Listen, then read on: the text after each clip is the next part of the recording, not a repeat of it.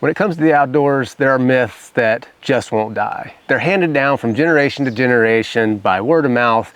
They persist in television shows and movies, and they just keep popping up because everybody knows that moss grows on the north side of trees, right?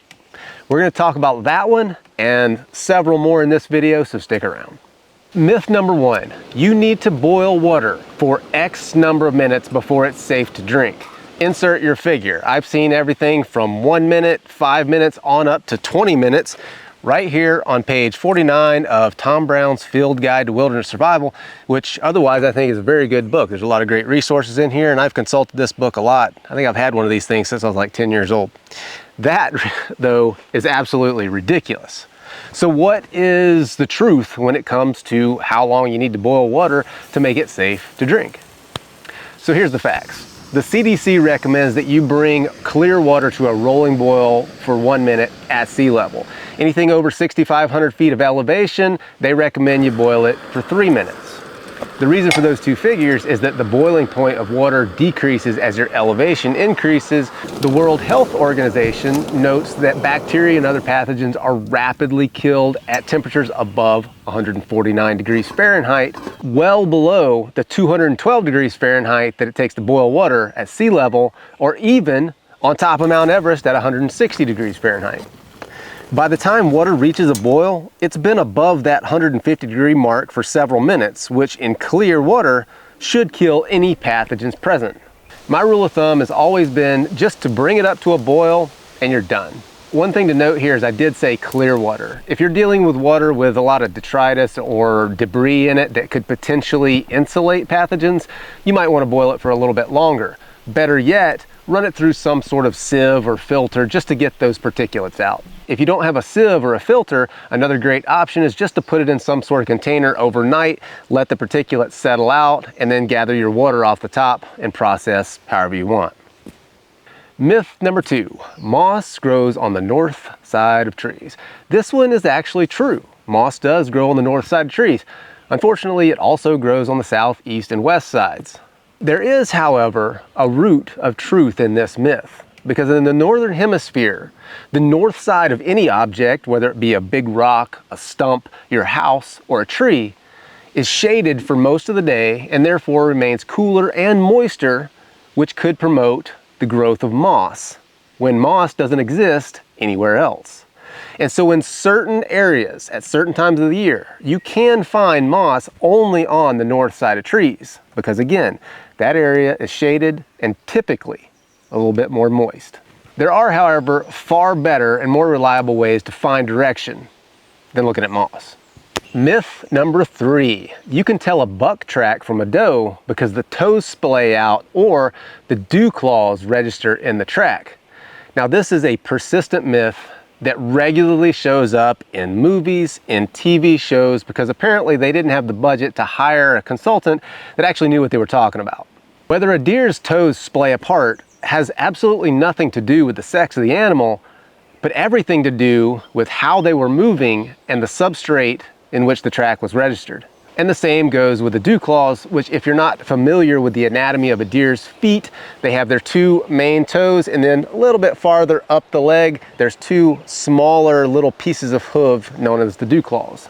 Any deer's toes will splay if they're running or if they're stepping into soft ground.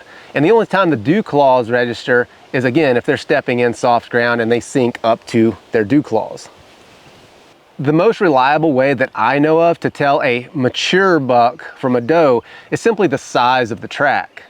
A mature buck track might be 50% larger than that of a doe from the same region. Myth number 4, the survival rule of 3s. This states that a typical person can survive 3 minutes without oxygen, 3 days without water, and 3 weeks without food. The only bit of truth about this myth is their order relative to one another. The times of 3 minutes, 3 days, 3 weeks are completely arbitrary.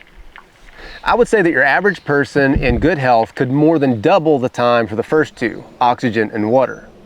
For example, I've personally gone over 5 minutes on a single breath hold, and a trained freediver could far surpass that.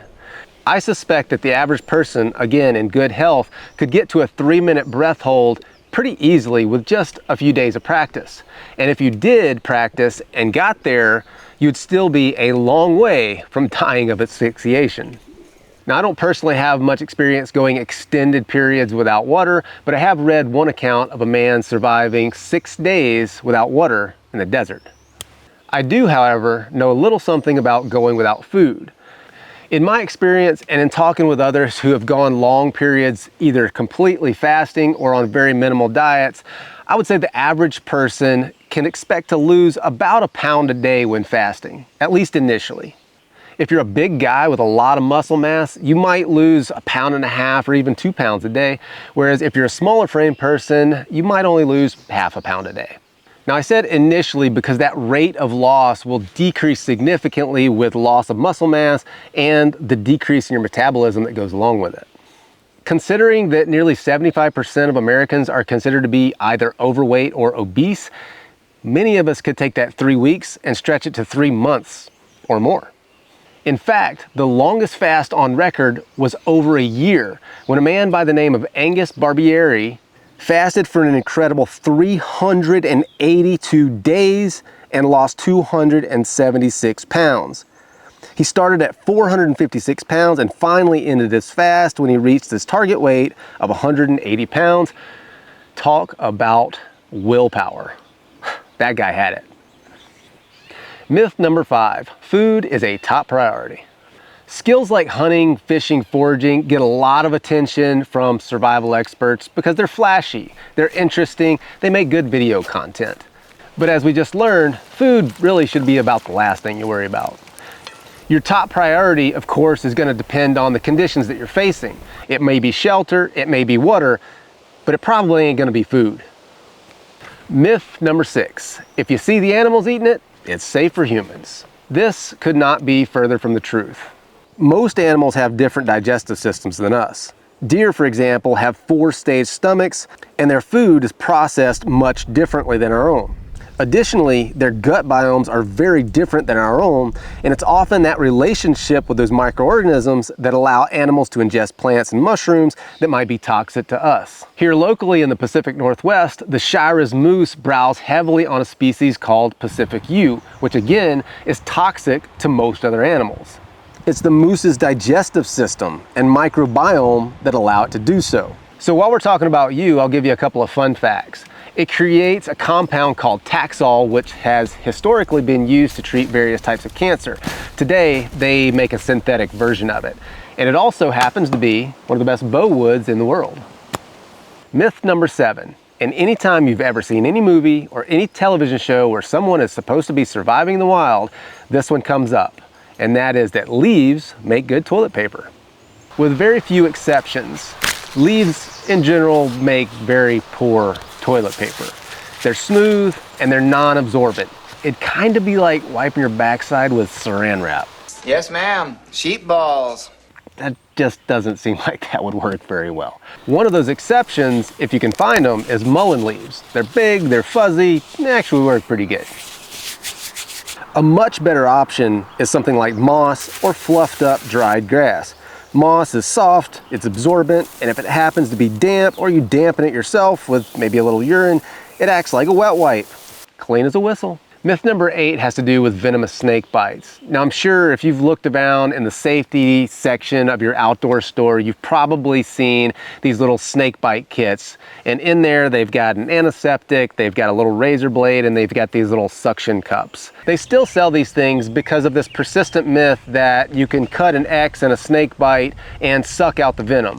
But there is absolutely no evidence to support that this does anything except for create tissue damage and possible infection. What you should do is remove anything that, when the area swells, could potentially be constricting. Things like rings or other jewelry, watches, tight clothing, and things like that, and then seek medical attention. There's other recommendations that have to do with applying a tourniquet or some sort of compression bandage, but whether or not you want to do that depends on the type of snake that bit you and its particular type of venom, either hemotoxic or neurotoxic. Now, I don't feel qualified to give you those types of recommendations, so I'm just going to leave it at that and encourage you to do your own further research. Myth number 9, flowing water is safe to drink. Now, this is something that I've heard ever since I was just a small kid, and it's still something that I get or that I see in the comment sections here on YouTube anytime I do a video that deals with water or water filters or water safety. Now, there's a lot of people that believe this, and I'll probably get some flack for trying to dispel it, but that's okay. It's pure myth that has no real basis in truth. What makes water safe is being free from pathogens and toxins that can do us harm. Whether or not that water is running or sitting still really doesn't have a lot of bearing on it. There's actually evidence showing that water collected from near the surface of alpine lakes can be safer than water collected from flowing streams. This is because heavier organisms like cryptosporidium settle out in still water. Also, water near the surface of these lakes is subjected to UV light, which further increases its safety. A little while back, I did a whole series of videos on natural/primitive water filters and even included lab results if you're interested in checking them out. Myth number 10, and this will be the most controversial thing that I'm going to talk about today, and that is that raw, unfiltered, unprocessed water straight from a stream or a lake is unsafe to drink. This is one of those things in our modern culture, modern society has been demonized, not unlike raw milk and real food that comes from the earth with maybe a little bit of dirt stuck to it. Squirrels. It seems like most people today believe that everything has to be processed or come wrapped in plastic or in a bottle that's sealed up to be safe. And it makes me wonder what our ancestors did for so long before we all became so healthy. Personally, I feel comfortable drinking straight from many sources of wild water and have done so thousands of times from hundreds of different sources. Backcountry, that's where clean water comes from. With that said, my immune system is probably better than most, but again, that's probably because I drink wild water and eat food that sometimes has dirt on it.